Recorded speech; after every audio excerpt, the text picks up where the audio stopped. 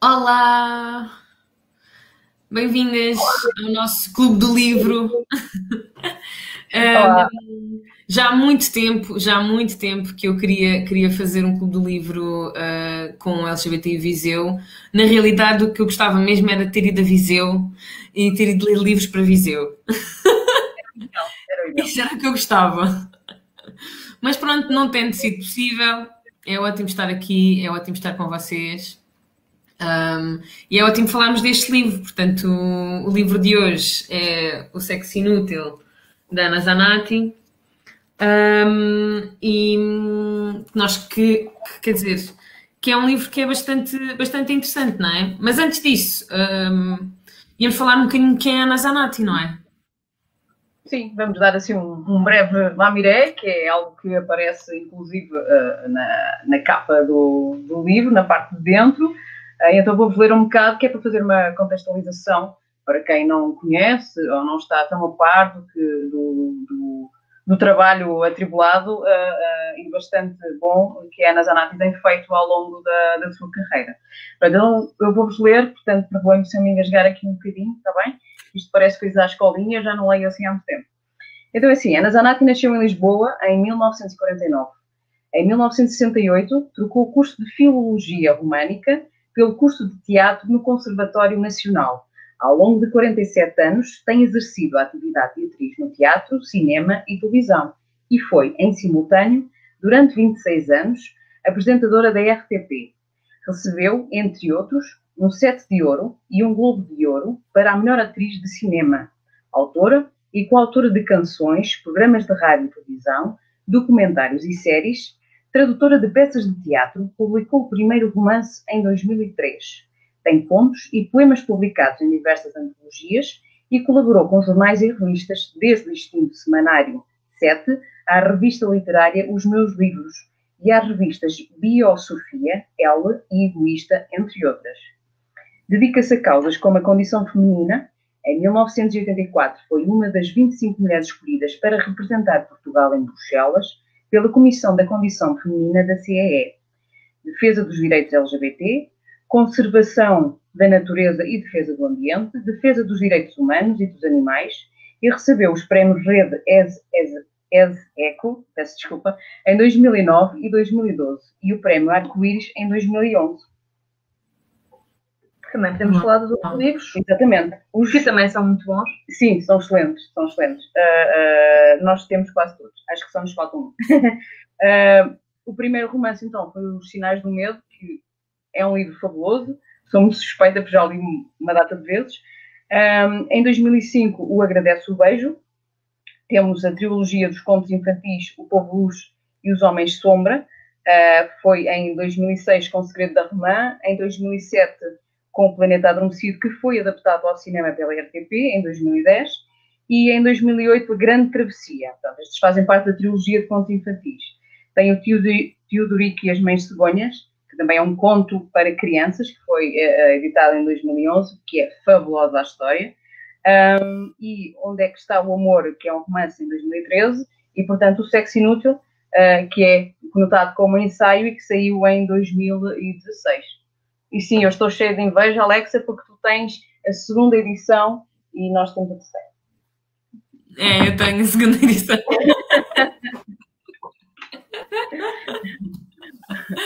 Mas eu acho que não há grandes diferenças entre as edições, não. Portanto está tudo ok.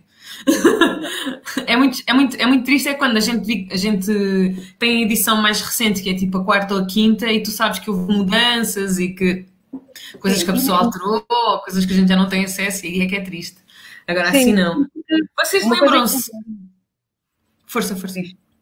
Eu ia dizer, uma coisa é quando de facto é por uma questão de uma página que houve um erro, uma gralha, uma coisa qualquer. Agora, quando há realmente alterações em que nós até tínhamos um certo carinho e estima, aí sim, dói um bocadinho. Eu ia perguntar, se vocês se lembram da primeira vez que vocês ouviram falar sobre a Ana Zanatti? Ou se têm alguma memória de a verem assim na televisão? Sim. Eu lembro-me, ainda era bastante pequena, o que, fazendo ponto de situação, já foi há alguns anos. E a primeira vez que eu me lembro, ou que tenho consciência, não significa que não tenha visto, mas de facto ter consciência disso, foi uma série que amigos meus viam, não me lembro muito bem, mas que era o Risco, acho que era assim que se chamava, os Riscos da série. Lembro-me de ouvir falar. Tenho vaga memória dela ter aparecido em telenovelas, mas não consigo colocar isso a nível de espaço. Foi no ano tal ou no ano não sei o quê. Mas, sim, para mim, foi na década de 90 que eu me lembro de ouvir falar da Ana Zanatti. Portanto, já assim muito Terei muito visto também a primeira vez, talvez, nessa altura, mas quando ganhei mais consciência de quem era, terá sido numa entrevista que vi aqui há uns anos, cerca de 2012, uma entrevista para um canal aberto, onde fala da sua experiência, da sua vida, e isso marcou um bocadinho mais. Ok. Eu lembro-me sempre dela como a adulta cool dos riscos, porque ela era tipo a pessoa que os jovens iam sempre falar, e quando havia um problema e não sei o quê, era ela que era a ouvinte destas pessoas, e eu ficava sempre, bem, que fixe! Ai, eu gostava tanto de ver alguém que eu pudesse falar assim. Era a professora. Então eu nunca mais me esqueci dela por causa disso, porque acaba por ser alguém que me marca nesse sentido, de alguém que seria capaz de ouvir, alguém que seria capaz de responder às minhas questões sobre o universo e sobre a vida, vá. E então, para mim sempre foi uma coisa muito porque eu sempre fui uma miúda, especialmente na adolescência, que tinha muitas questões e queria perceber porque é que as coisas funcionavam da maneira como funcionavam. E a minha mãe sempre foi uma pessoa muito de dizer: "Oh, Alexandra, vá lá." Tipo, despacha lá com isso, para lá com essas coisas, com essas conversas. E então, para mim, a ideia de ter uma pessoa adulta que teria a capacidade de me ouvir e de compreender era assim, uau, que fixe.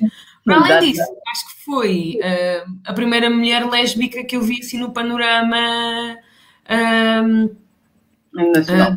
Da atrizes, de pessoas famosas, que, claro que havia a Dina, mas a Dina saía muito fora do meu radar, né, quando eu era miúda. Então, para mim, foi a primeira pessoa que eu fiquei, uau, como assim? Sim, até porque havia muitos rumores acerca da sexualidade da Ana Zanatti na altura, não é? Falar ali. Sim, havia muitas questões levantadas. O mais engraçado no meio dessa história toda é que eram sempre coisas assim atiradas para o ar. Era como se... Sim, eram ouvir dizer, basicamente. Ouvi dizer que ela se relaciona com não sei com quem, ouvi dizer que faz não sei o quê. E então era esta questão do... Se calhar para as pessoas que eram mais adultas talvez não fizesse qualquer diferença, mas se calhar para as pessoas mais novas era aquela questão do... Existem, são pessoas reais. Esta coisa de, independentemente dela alguma vez ter falado sobre isso ou não, porque creio que ela nunca deu uma entrevista, pelo menos durante essa época, nunca deu nenhuma entrevista para nenhum canal ou para nenhum jornal, mas independentemente de nós sabermos exatamente, ou da boca dela e sabemos que era uma realidade, o facto de existir uma personalidade na televisão, que fosse portuguesa, não é? Que não fosse um ator estrangeiro ou alguma coisa assim do género, já era puxar um bocadinho de, afinal, há pessoas com orientações diferentes que existem. Pronto, e sobretudo o facto de ser uma pessoa, lá está, com sucesso, que dá a cara, e pelo que se foi percebendo, não é que ela tivesse algum problema em falar sobre a sua vida, sobre a sua orientação. Era mais a forma como havia aqui um certo, lá está, um certo boato, abordagem, um certo diz-que-disse, e se calhar as abordagens não eram propriamente as mais, como é que eu ia dizer? Sim, porque senão tornava-se... As mais fiéis e as mais sérias. Sim, senão acaba por se tornar mais uma notícia da Maria do que outra coisa qualquer, não é? Tipo, uma coisa sensacionalista de ai, porque é homossexual? E não propriamente... As pessoas que não davam o respeito merecido e a seriedade ao tratar esta questão. Sim, é muito aquela questão de... depois, então, era eliminada a parte da atriz e da profissional e a única coisa que seria falado era da orientação sexual da pessoa, que é uma coisa privada, não é? E isso a pessoa expõe se quiser expor. Não tem que ser obrigada a fazê-lo, não é? E então depois põe-se toda aquela parte, quer dizer, porque depois as pessoas acabam por se resumir a uma única questão, a um único ponto, uma característica, não é? E muitas das vezes as pessoas também não querem isso. E na altura em que foi, acho que a coisa não ia correr. Se hoje poderia correr mal, na altura ainda poderia correr muito pior. Exato, exatamente. Eu acho que isso acho que é muito interessante, porque eu acho que depois contribui também numa altura em que se começava a ver as primeiras associações LGBT e etc. Também se começa a ver estas discussões de quem é e de quem é que não é, e quem é que está a esconder e quem é que não está a esconder, e de repente isto torna-se, para mim, que é muito importante, é um assunto, ou seja, algo que vamos falar sobre, algo que precisa ser discutido, algo que precisa ser desvendado. E eu acho que isso também é muito interessante, porque até aqui eu acho que era muito, como é que se diz? Era muito nas cortinas, era muito atrás de portas, era uma coisa que não se falava sobre. E então acho que é muito, muito interessante, não só a possibilidade de se viver sem que essa seja a principal característica da pessoa que aparece, não é? E que está assim logo presente, mas ao mesmo tempo gosto que em 2015, quando ela se sente talvez mais com todas as ferramentas, ela lança este livro, não é? Sim. Que eu acho que é uma coisa que é dizer exatamente que não é algo que eu não quero falar. Eu é que escolho de que forma é que eu quero falar. Quando e como? Exatamente. E eu acho que muitas vezes, sendo-se LGBT, tu não escolhes isso, não é? Porque há pessoas que fazem o teu outing, há pessoas que contam a outras pessoas que tu não queres que saibam, ou seja, tens muito pouca, às vezes, liberdade para escolher de que forma é que isto é feito e como é que é feito, não é? Fora que depois há um julgamento também grande.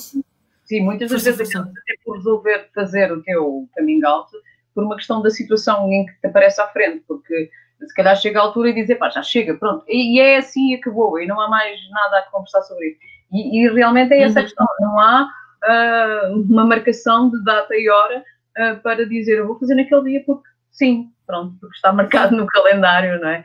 E de facto eu acho, aliás, eu sempre achei, não conheço pessoalmente, feliz ou infelizmente, mas sempre achei a postura da Ana Zanatti relativamente a estas questões com muita classe. A minha vida é minha e eu é que deixo sair cá para fora aquilo que eu quero e quando eu quero, não é? Não é aquela... acho que muitas das vezes... Eu percebo que muitas das vezes seja o trabalho dos jornalistas e das pessoas que fazem determinadas matérias, mas acho que se imiscuem um bocado na vida pessoal das pessoas... E a colocar assim também um travão, lá está, na forma como as coisas às vezes saem. Não saem como as pessoas querem, porque lá está, há muito aquela coisa das fontes próximas de, mas não é o discurso direto.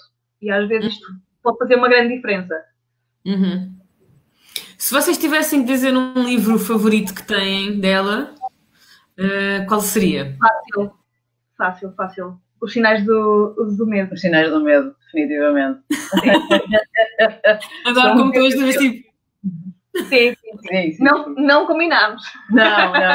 Eu já li Os Sinais do Medo. Estava preparado. Já li Os Sinais do Medo assim há alguns anos, mas já li várias vezes, porque acho que é uma história muito, muito boa. E, aliás, poderia ser uma história que poderia ter acontecido a qualquer pessoa, no sentido da envolvência das personagens.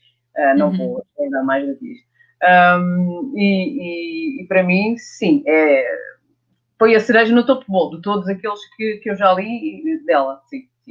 Só ainda não li os contos infantis, mas por acaso este ano adquirimos o Teodorico e as Mães Cegonhas. Não, Teodorico e as Mães Cegonhas, sim.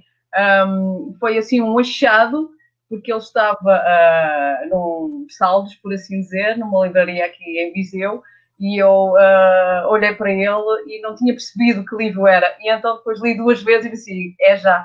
Porque, de facto, ele já estava esgotado há algum tempo. E aquilo foi um achado que estava das catacumbas da livraria e que eles puseram à venda por um preço ridiculamente bom para quem é viciado. Ainda bem! Sim, exatamente. Ainda bem para nós, não é? Exatamente. Outra coisa que eu acho piada em relação aos dois livros, Ao Cidade de Medo e Ao Assassino de Ele, é que a forma como a história é contada não é propriamente linear. Andamos aqui, ao mesmo tempo, a saltar de umas épocas para outras mais no passado, de repente, porque, no fim de contas, todas as histórias, de alguma forma, ficam interligadas e este passar para o que foi o passado dá-nos a perceber o que é que está a acontecer agora, faz uma ligação excepcional e não é propriamente uma forma muito, se calhar, tradicional de como, sei lá, a maioria dos livros são feitos, são escritos. É um toquezinho peculiar. São escritos. Uhum. Boa. Bem, eu vou ser muito sincera. Eu gosto muito deste livro e debrucei-me em várias partes dele porque eu acho que ele traz aqui coisas muito, muito importantes. E então eu não queria deixar de ler uma passagem que está logo na página 13 e que fala um bocadinho do que é que este livro é. O interessante deste excerto que eu vou é que é extraído também, algumas partes, é extraído de um artigo que foi escrito pela Ana Luísa Amaral para o Jornal Público em setembro de 2013. E a Ana Luísa Amaral é uma pessoa que nós, no nosso sarau de Safo, também trazemos e também lemos muito, e que é uma autora que nós também achamos excepcional e que um dia também devemos trazer alguma coisa dela aqui para o Clube do Livro, que ela também é incrível. Então eu vou passar a ler. Diz assim: queria muito encontrar uma palavra que denunciasse esta desrazão, de como o amor pode transformar-se numa doença aos olhos de quem ama ou de quem a ele assiste. Uma palavra que despertasse em todos a consciência de que o nosso valor é determinado por nós e não o podemos deixar à mercê dos outros.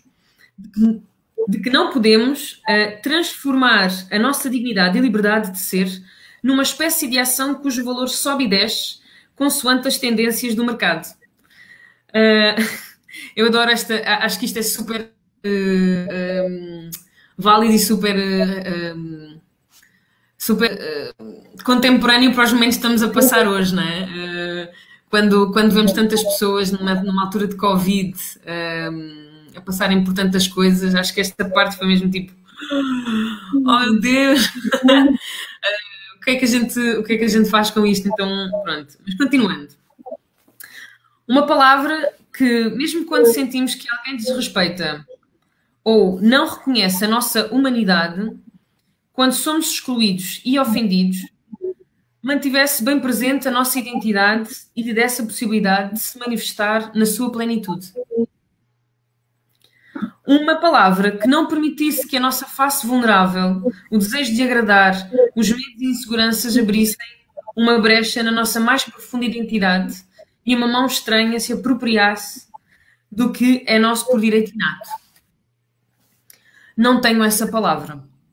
Tenho só esta caneta e a obrigação de não me calar. Uma obrigação que me foi dada por habitar um lugar a que todos, no Estado de Direito, deveria ter sido dada. Ai. Boa, pera. Enganei-me.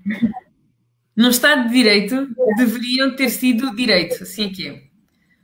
Porque tenho, como alguns, alguma voz da qual não me devo nem quero esquecer. Porque há aqueles que a não têm ou que temem usá-la. A palavra que eu queria, que condensaria o que está para lá da afronta que diariamente nos é lançada, o que está para lá do insulto, a nossa capacidade de amar, de pensar e a nossa dignidade, talvez fosse a mais simples, como o mundo e a vida poderiam ver. Se a encontrasse, talvez ela me servisse de mapa ou de bússola para um mundo de todos. mas não tenho essa palavra. Só essa certeza da importância dos outros ao meu lado. Só as suas vidas e o dizer das coisas que ao nosso lado e ainda por dentro do silêncio gritam e gritam. Digam lá se isto não é incrível. Isso não podia ser lido a qualquer altura e continuar a ser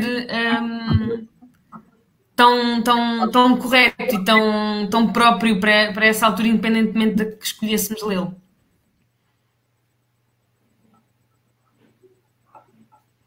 Eu acho muito daquilo que vai ser fazer livros.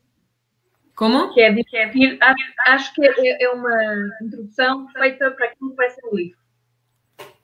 Que é falarmos muito desta nossa essência inerente a cada pessoa. Sem querer adiantar muito, às vezes deixamos que nos roubem um pouquinho. Sim. Eu acho que o livro fala exatamente isso, fala-nos da possibilidade de sermos pessoas, da possibilidade de sermos inteiras, mesmo sabendo que o mundo vai ter muita dificuldade em nos aceitar, em cuidar de nós, em amar-nos, sem qualquer tipo de contrapartida. E eu acho que isso é muito interessante, porque a história que ela conta das pessoas que estão no livro realmente demonstra isso, demonstra um percurso que se faz para um encontro com, como é que é de dizer, o valor próprio, o amor próprio, pelo menos é assim que eu leio. Sim, são várias experiências, basicamente, onde muitas vezes parece que as pessoas, há uma parte das pessoas que têm que fazer o percurso todo e as outras não encontram a meio. Ou seja, parece que há uma parte de pessoas que têm que fazer demasiadas cedências, enquanto que as outras não vão ao encontro. Ou seja, não há ali uma compreensão, não há uma ponte. Não se encontra ao meio do caminho. É como se 3/4 fizesse um e o outro quarto fizesse a outra pessoa, basicamente. Sim, mas de facto o texto é bastante interessante, remete para várias questões e aquilo que muitas das vezes se vê, que é aquilo que acontece com a personagem principal do livro, porque vai-se encontrando várias histórias, é que as pessoas muitas das vezes estão preocupadas com todo o mundo à volta delas, que esquecem de ser, esquecem-se de existir, esquecem-se que não devem retrair a sua essência, aquilo que são, só porque o mundo à volta acha que elas não encaixam em lado nenhum, como se fosse um puzzle estragado, como se ela fosse uma peça de um puzzle que não é dali, não é? Ao fim e ao cabo é aquilo que acaba por acontecer muitas das vezes com esta questão das LGBTfobias, é que não somos nós que estamos errados, não somos nós enquanto pessoas LGBT que estamos erradas, mas é quem tem essa fobia que está completamente errado, não é? Ao fim e ao cabo. E é muito esta questão de o mundo parece que se vira contra nós. Sim. E nós temos que ceder naquilo que somos, deixarmos de existir no nosso todo para irmos de encontro a algo que supostamente são os cânones e o normal. Sim. Esta coisa do normal, com muitas aspas. Sim, e acaba por haver muitas das vezes o silêncio consciente e inconsciente da própria existência. É sempre aquela verdadeira questão do alguém está a fazer um comentário e tu não vais dizer a tua mulher, a tua esposa, a tua namorada, porque não sabes como é que isso vai ser encarado ou recebido do outro lado. E este jogo, que é um jogo que muitas das vezes vem com as pessoas desde muito novas, acaba por se tornar numa grande bola, que é a bola do tu não existes. É como se simplesmente tu não pudesses ter uma conversa normal com as pessoas porque tens receio que as pessoas vão ficar chocadas quando tu disseres uma coisa como toda a gente diz, este é o meu namorado, ou no caso de ser um casal heterossexual, não é? Ou esta é a minha namorada e toda a gente fica tranquila, tudo bem, como está?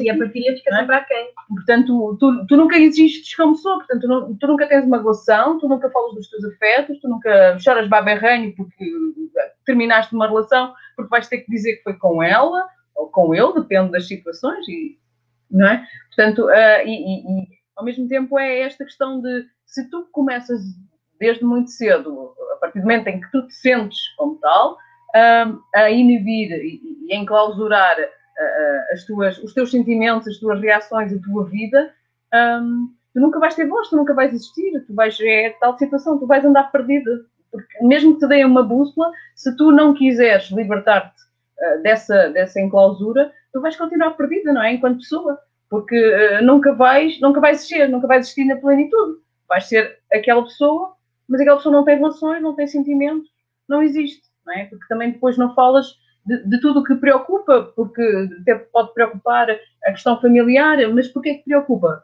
Então, se tu não vais dizer que se calhar a tua família tem problemas com a tua orientação sexual, também nunca vais falar da tua família, não é? Porque acaba por ser tantas peçazinhas que fazem de ti uma não existência, porque tu nunca vais falar de ti como um todo. E, quer dizer, qualquer pessoa, independentemente, claro que está das situações, também não é preciso andar a espalhar a vida a 7 ventos, mas com um grupo de amigos, no trabalho, uma conversa descontraída, quer dizer, tu nunca vais falar de nada de ti, não é? Tu não existes, és só aquela pessoa ali naquele momento e depois não existe mais nada.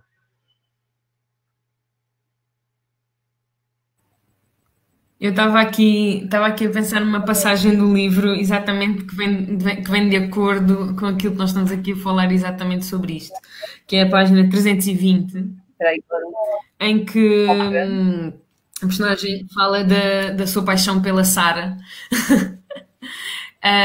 E eu queria ler queria ler esta página porque eu acho que faz muito sentido e que responde muito àquilo que nós estamos aqui a dizer. Então, diz assim: quando deixar de estar apaixonada pela Sarah, talvez me sinta melhor, porque esta paixão traz-me mais instabilidade do que paz. E a Ana responde: a paixão não vem de mão dada com a paz. É fogo, tumulto, inquietação. E por isso nada tem de estável. É um poderoso motor para se levar a cabo ideias, projetos. Sem ela o mundo não avança. A paixão amorosa não foge à regra e assusta quem quer estar em controle. Não achas que vale a pena arriscar de vez em quando?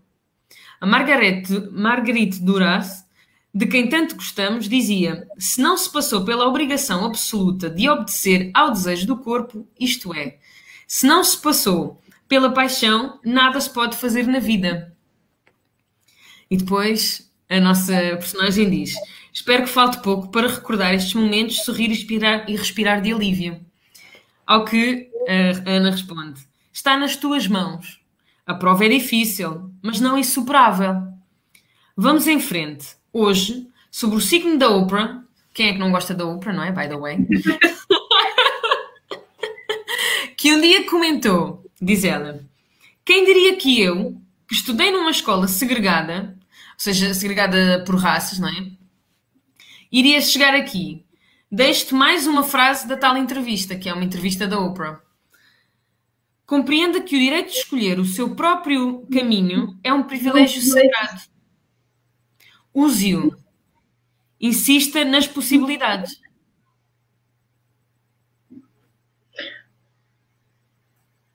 E é isso mesmo. É Oprah falou.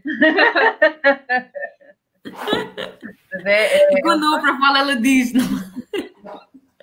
Não, mas é uma realidade. Claro que há questões bastante complicadas e complexas na vida das pessoas e que nem sempre permite que o seu coming out ou que as suas vivências sejam a coisa mais facilitada ou sim, leve. as certezas vão sempre não existir. Mas de facto é assim. determinadas situações estão muitas das vezes na nossa mão. Não são todas, é óbvio, não é? Mas muitas situações estão. O não calar em determinadas situações, quando se ouve alguém a fazer determinados comentários, muitas das vezes está nas nossas mãos. É óbvio que se calhar temos uma certa questão da segurança, se são para aí 10 pessoas num beco escuro a falar e nós a pensarmos sozinhos à noite.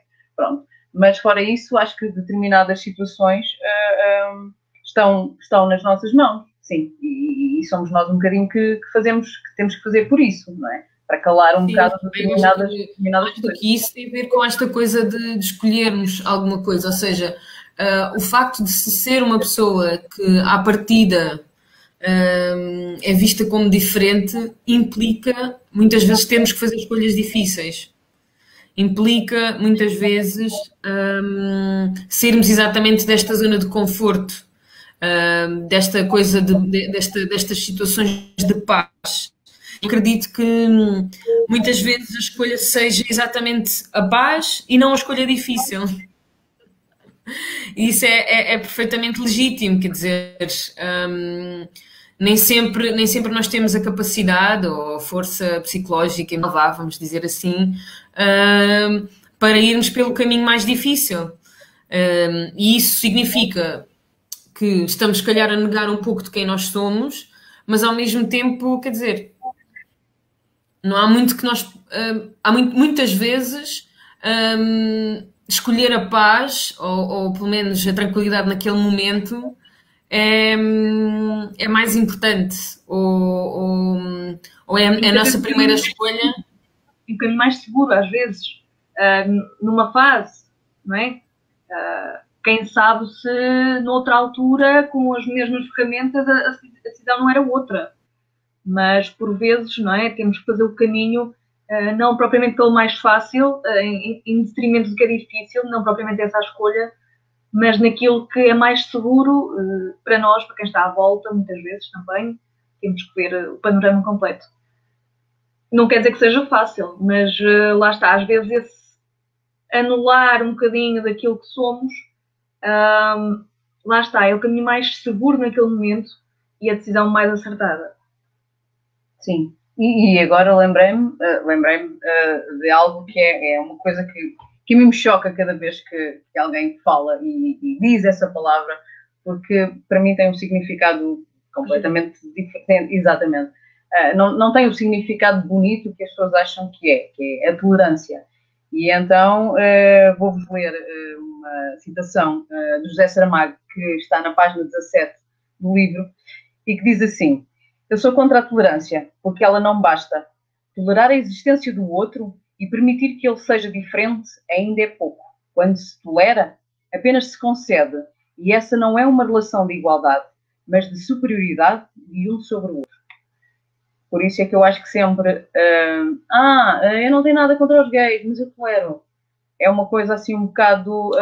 horrível de se dizer. Portanto, se alguém ainda utiliza a palavra tolerância, não façam isso. Não façam isso, porque de facto nós toleramos se o jantar não ficou grande coisa, porque não estamos com paciência, não é? Nós toleramos quando vamos a uma loja qualquer e se calhar não é 100% aquela roupa que queríamos comprar. Mas até estamos a precisar de uma t-shirt. Pronto, a gente tolera, não é? Agora nós não toleramos a existência das outras pessoas. Isto é completamente descabido, não é? Nós não temos que estar aqui a achar que nós temos qualquer direito sobre a existência de, não é? Mas isso sobre qualquer coisa. Quem é quem para dizer que tolera a outra pessoa? Que poder adquirido onde, divino ou de outro molde qualquer, é que alguém pode dizer que tolera outro ser. Quer dizer, isto é de uma qualquer arrogância superior, isso sim. Sim.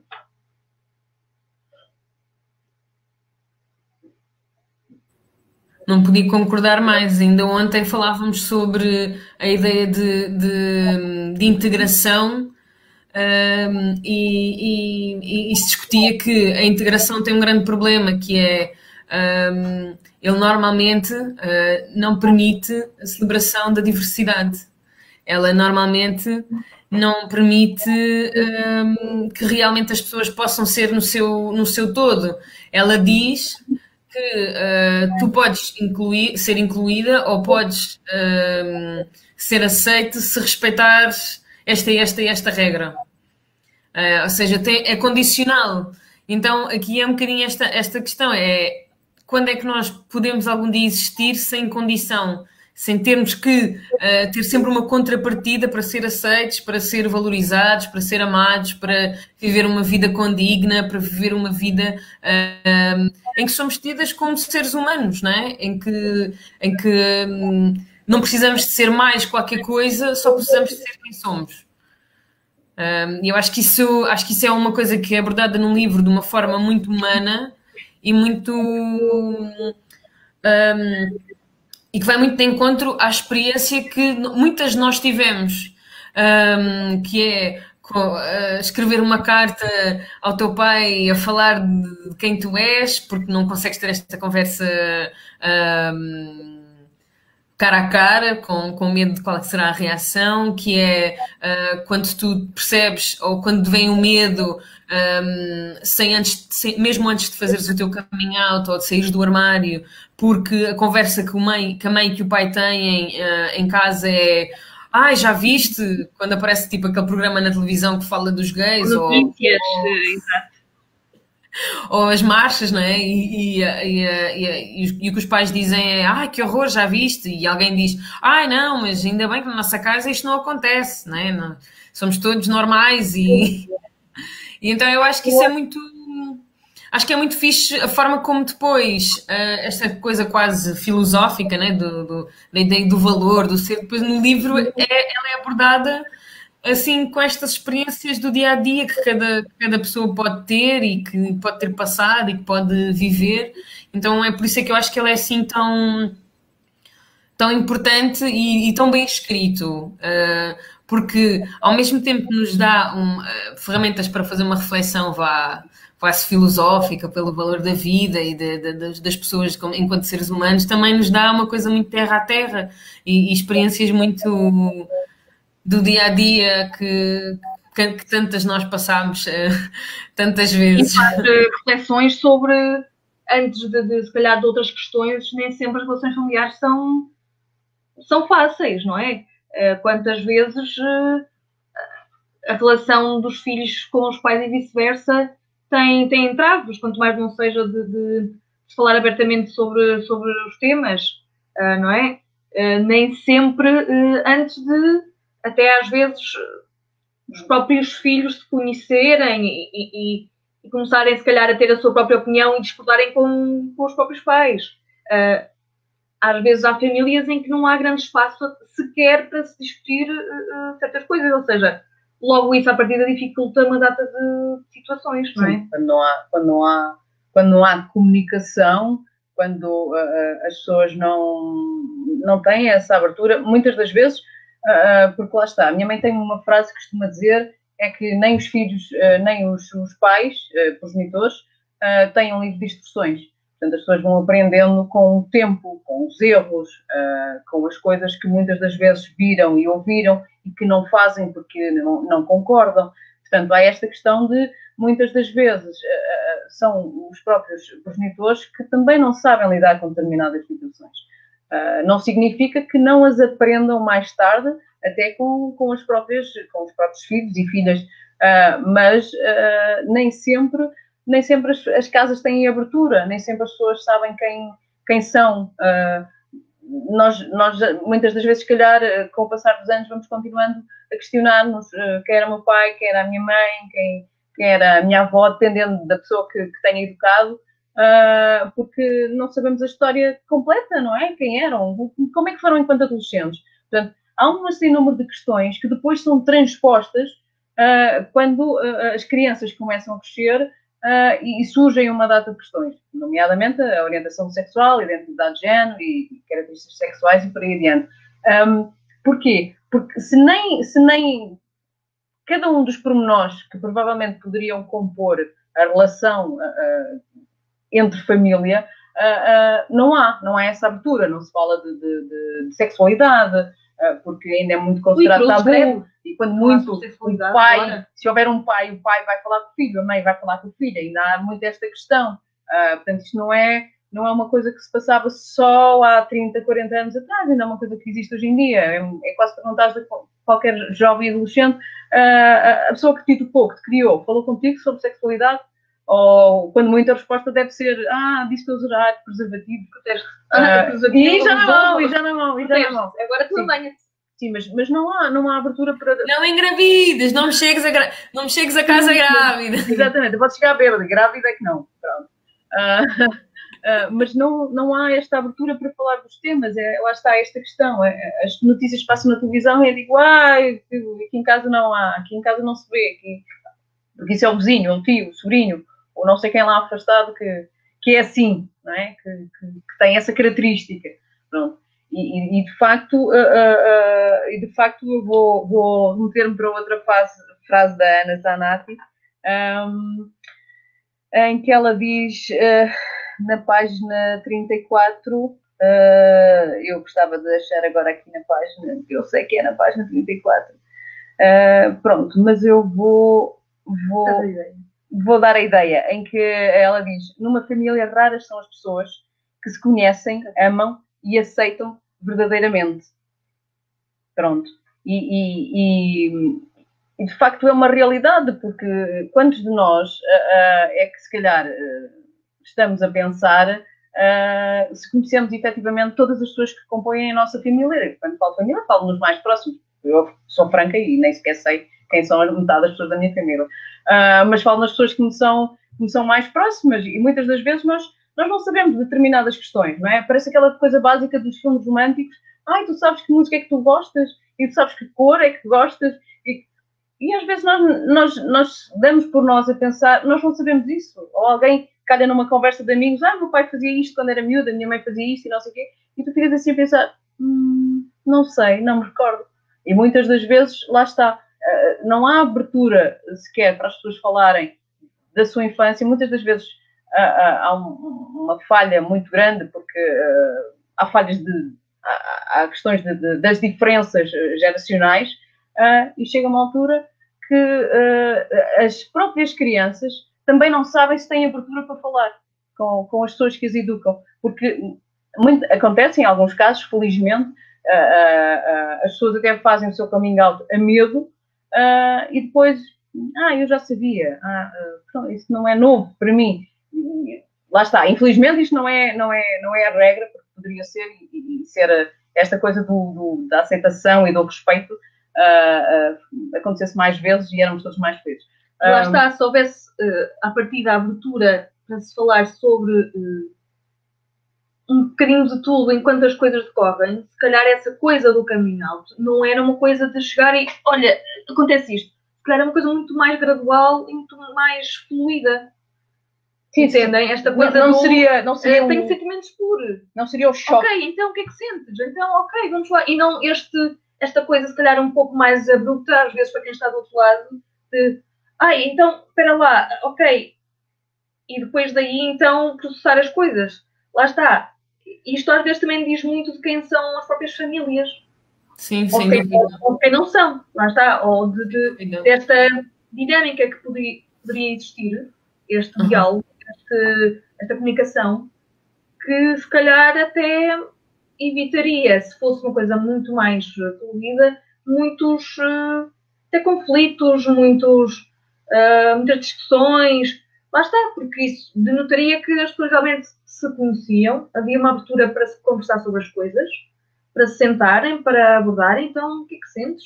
Ok, pronto, mas estás bem, não estás? Como é que foi a tua experiência? O que é que te fez sentir isto? Ok, pronto. Sim, porque depois cada assunto, e é aquilo que acaba por passar um bocado na cabeça do protagonista, com quem a Ana Zanatti troca a correspondência, a Joana, que é, tudo é um bicho de 7 cabeças, não é? Porque se tu não tens alguém com quem consigas falar e alguém com quem consigas descortinar estas questões, independentemente da pessoa te dizer faz assim, porque regra geral não é isso que as pessoas procuram. As pessoas procuram quem as ouça e quem as respeite e não as julgue nas suas questões. Muitas das vezes, por mais ridículo que até nos possa parecer. Quando nós abrimos a boca e vamos contar uma coisa, andamos ali super angustiados por alguma razão e depois aquilo sai e nós pensamos, pá, que isto foi uma estupidez, não é? Porque é que eu ando aqui com tantos problemas por causa disso, não é? Porque pura e simplesmente tu falaste, tornaste a questão real e aí ela tomou ou um grande valor, não é? Pode tomar um valor maior ou um valor mais pequeno. Mas é o que acontece sobretudo, esta pessoa, tudo é um problema e todas as questões são um problema, porque não há ali uma tábua de salvação que a faça, nem que ela não esteja logo perto, não é? Assim, tipo Titanic, mas que ela tenha que navegar um bocadinho até lá chegar, mas que haja ali uma coisa qualquer, uma luz ao fundo do túnel, não é? E depois as pessoas acabam por andar, muitas das vezes, anos da vida delas, com amarras, não é? Como se fosses ganhando ao longo da vida grilhões nos pés. É mais uma daquelas bolas, há filme do Western, em que tu tens mais um grilhão, é um grilhão por causa disto, e depois vem mais outra bola, e mais outra bola. E quando tu dás conta, tu estás a arrastar o mundo atrás de ti, porque nunca resolveste as tuas questões, nunca resolveste coisas que muitas das vezes nem têm, se tivessem sido resolvidas na altura certa, nem sequer teriam a conotação que têm hoje em dia, e tu não vives. E tu não vives, não és, porque estás sempre presa a determinadas questões e a determinados problemas para ti, que poderão ser, evidentemente, ou não é? Mas acaba por ser isso, é este silêncio todo entre as pessoas, não só entre a família, mas entre as pessoas que rodeiam, não é? entre as pessoas que se dizem amigos e todas as amizades e colegas de trabalho e afins, este silêncio todo é que acaba por tornar tudo uma grandíssima bola de neve. Quando as pessoas pararem um bocado de achar que ser LGBTI+, é um bicho de 7 cabeças e é tipo, sai-nos caudas e 3 braços e 5 olhos e coisas do género. Às vezes 3 braços dava jeito. Às vezes 3 braços dava jeito, sim. Mas quando as pessoas pararem de achar que isso é assim, um problema muito, muito grave, se calhar até o próprio coming out acaba por não ter que ser um coming out, porque ninguém que é heterossexual chega a casa e diz, eu sou heterossexual. É assim um bocado, não sei, deve haver pessoas que acham que sim, que isto é um problema. Mas, quer dizer, um rapaz que chega a casa e diz, eu tenho uma namorada. A única preocupação dele é porque se calhar a mãe vai perguntar quem é o pai, quem é a tia, quem é o sobrinho, o que é que ela faz e não sei o que faz, estas coisas assim. Mas de resto, quer dizer, porquê é que tem que haver tanta esta questão de haver tanto problema, não é? Quando as pessoas pararem de achar que isto é um problema, se calhar toda a gente vai ser muito, muito mais feliz. Não, sem dúvida. E eu acho que o livro acaba por passar essa mensagem, que é o que é que seria se nós pudéssemos falar com sinceridade sobre quem somos, falar abertamente das coisas que sentimos e pudéssemos ser amados completamente, tendo em conta exatamente isso. Só e única e exclusivamente quem somos na totalidade. Portanto, mas eu acho que é muito difícil porque eu acho que as pessoas, elas próprias, não em relação aos outros, mas em relação a si mesmas, conhecem-se pouco, sabem-se pouco, gostam-se pouco, tomam escolhas para que os outros as vejam bem ou por causa do status ou por causa de não sei o quê. E então, ver outras pessoas a viver de forma mais livre, de forma mais aberta, mais sincera, diz muito acerca delas próprias e das vidas que elas escolheram tomar. Então, eu acho que isto é um problema mesmo das pessoas não se sentirem capazes, na sociedade em que nós vivemos, de poderem viver as suas vidas da forma como elas as querem viver. Porque existem muitas regras sobre o que é ter sucesso, o que é ter um casamento, o que é ter uma boa vida, o que é ser feliz. E então, depois, tudo o resto só traz ainda mais problemas, ainda mais. Então, é por isso que eu acho que este livro é muito interessante. E acho que é muito astuto da parte não sei se foi Ana Zanatti, não sei se foram os editores, de escolher este livro, este título, O Sexo Inútil, porque não é necessariamente sobre sexo, não é necessariamente sobre inutilidade, mas tu agarras num livro, se calhar a pensar que é uma coisa, pelo clickbait, pelo isco do título, não é? Da palavra sexo assim no título, é tipo, sexo inútil, como assim? O que é que estão a querer dizer com isto, não é? e depois vais a ler é um livro que não só não aborda a questão do sexo, neste sentido, como fala exatamente de tantas dimensões que nos tornam pessoas humanas, não só da parte da principal, mas depois de tantos testemunhos que são partilhados no livro. Então eu acho que é uma obra que se deve ler, e essa foi uma das razões pelas quais nós escolhemos este livro, porque ela realmente dá-nos aqui uma quantidade de visões do mundo que são giras da gente ver, da gente ler, da gente aprender como, e de podermos ser um bocadinho de nós mesmas. Eu acho que, pelo menos para mim, durante esta altura de pandemia, tem sido muito difícil sair dentro de mim mesma. E quanto mais eu entro para dentro de mim, mais eu me perco nestas preocupações e no que é que vai ser, no como é que não vai ser, e o que é que eu vou fazer, e o que é que eu não vou fazer. E então, muitas vezes, são os livros, são as histórias que me ajudam a dizer assim: calma, Alexandra. Tipo, não estás sozinha no mundo, não és a única pessoa com problemas. Há pessoas muito piores do que tu. Portanto, bora lá. Então, essa é uma das razões pelas quais também queria trazer este livro e queria discuti-lo aqui no Clube do Livro. Sim, mas os livros são exatamente isso. Em primeiro lugar, são aquelas passagens de viagem que nós necessariamente não precisamos fazer, não é? E que nos transportam muitas das vezes, não só para mundos de fantasia, para mundos reais, mas que nos transportam muitas das vezes para dentro de nós. Nos fazem questionar determinadas coisas que nós achamos que vivem ou não em nós, que nos fazem ter mais medos ou menos medos, mas que eu acho que, ao fim e ao cabo, realmente é como tu dizes, é que nos confrontam com isso.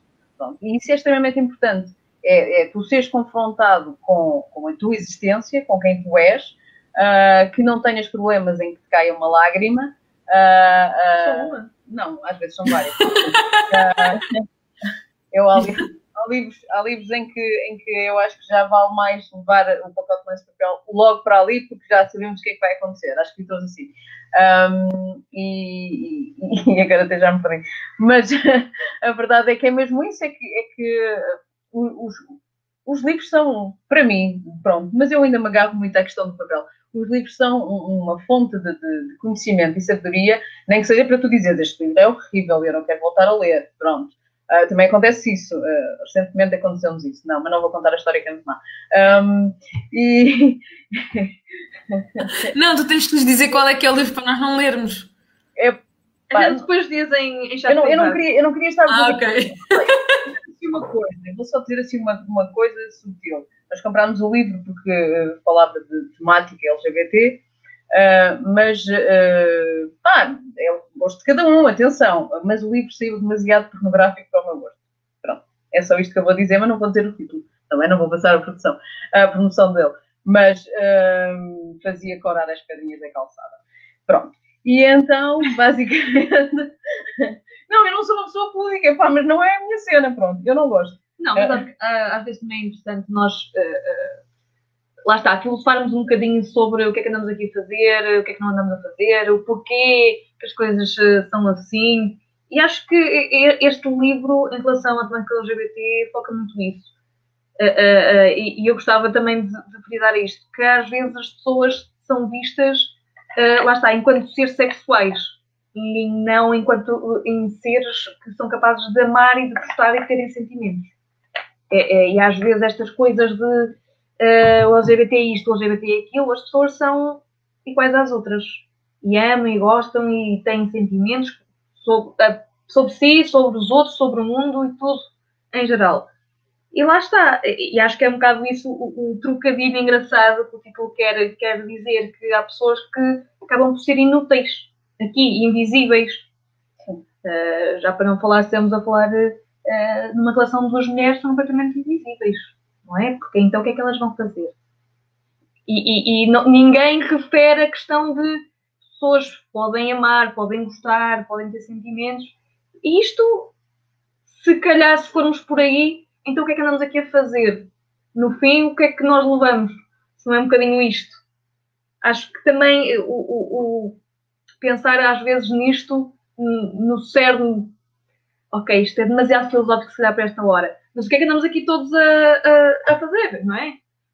Acho que o livro também... Sexo não será só sexo de certeza, não é? Exatamente. Sim, não. Até porque Portanto, o sexo é inútil nesse sentido, em que nós, enquanto seres humanos, somos tanto mais do que só sexo. mais que isso, sim. E uma das coisas, eu estou a dizer isto porque já li, inclusive, esta questão e vi uma entrevista com a Ana Zanatti em que ela fez isso.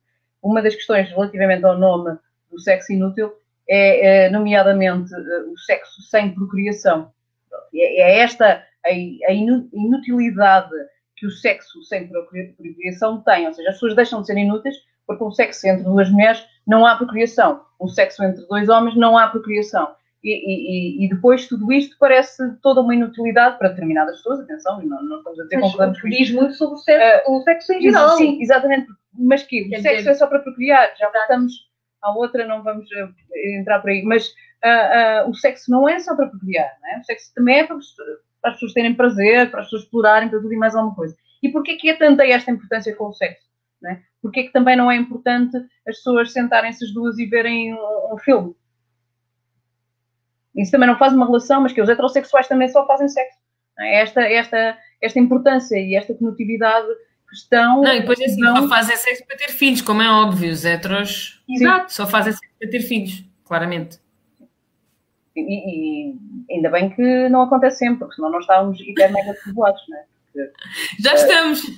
Sim, já estamos, mas então imaginem, não é? Sim, imaginem. Eu lembro que há uns anos atrás eu trabalhava num bar à noite e então houve um cliente meu, estava a falar com uma rapariga acerca de homossexualidade e não sei o quê, uma conversa bastante interessante e eu não tenho qualquer problema em estar a ter uma conversa destas à frente de toda a gente. E então ele chegou e disse, estão a falar sobre homossexualidade, não sei o quê. E depois é sempre esta questão. As mulheres, onde é que vai? Agora é homem com homem. E eu tive que me sair com esta, mas virei para ele e disse, mas diz-me uma coisa, quando tu falas de uma relação entre dois homens, a primeira coisa que te vem à cabeça é sexo. Portanto, se calhar tens aí alguma dúvida. Porque a regra geral é isto. A regra geral é não há amor, não há carinho, não há nada. As pessoas, a única coisa que fazem dentro de uma casa é sexo. Lá está, eu acho que isto faz questionar todas as relações, não é? Todas as relações. Então, o que é que as outras pessoas fazem nas suas relações amorosas? Quer dizer, ficamos todos a pensar, se as pessoas só focam um certo lado de uma relação, é um bocadinho pobre, diria. Ainda há muito preconceito. E agora vou só ler a minha última frase de eleição do livro. Prometo que não digo mais nenhum. Em que ela diz, assim na página 15, a lei vai à frente legitimar o que ainda parece não ser legítimo para muitos, mas não muda mentalidades só porque é homologada. A homofobia não acaba por decreto. E lá está. Nós de facto até somos um país com leis relativamente positivas nestas questões. Não significa que ainda não falte fazer muita coisa, mas de qualquer das formas também não podemos deitar só abaixo, temos que ser sinceros e dizer que temos leis bastante boas, mas nós temos um problema de mentalidades que não se resolve de um dia para o outro e historicamente ainda temos 30 mil passos para dar, infelizmente, porque era bom que assim que saísse uma lei éramos todos amigos e estávamos todos irmãos e andávamos a combater, não é? Não, sem dúvida, sem dúvida. E por isso é que também é tão importante que estes livros continuem a ser escritos, que continuem a ter primeiras, segundas, terceiras, quartas, quintas, sextas edições, porque significa que as pessoas compram, significa que está a acontecer e que as pessoas estão a ler. E, portanto, é isso que queremos dizer. Comprem, ofereçam, estamos na altura disso. Vamos deixar na nossa página um conjunto de livrarias que não estão dentro dos centros comerciais, que não são grandes, portanto, que são livrarias de bairro que precisam do nosso apoio, principalmente numa altura destas. Comprem no comércio local, nesta altura. E é isto. É importante que a gente continue a ter estas conversas, conversas. Importante que a gente continue a ter estas... a fazer este trabalho. E obrigada, Ana Zanatti, por este livro incrível. Sim. E obrigada a vocês por terem vindo cá hoje falar sobre isso. Amanhã temos de ir para cenas, não é?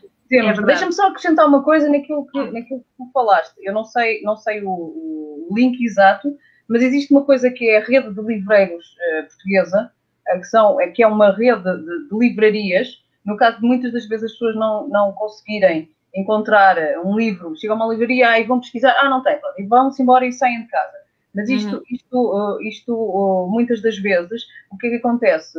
Pode-se perguntar, olha, tem este livro, e então a informação corre às livrarias, e são livrarias alternativas, são livrarias de bairro, não são grandes corporações, e é uma coisa muito... Eu já utilizei várias vezes, quando não encontrava determinados livros, nem que demore algum tempo, porque há sempre uma pesquisa, isso é distribuído, e então as pessoas dizem, olha, eu tenho um livro para vender, quer? Pronto. Boa. E é uma coisa extremamente positiva, porque são as livrarias pequenas que se uniram e que têm uma rede onde se pode procurar essa informação.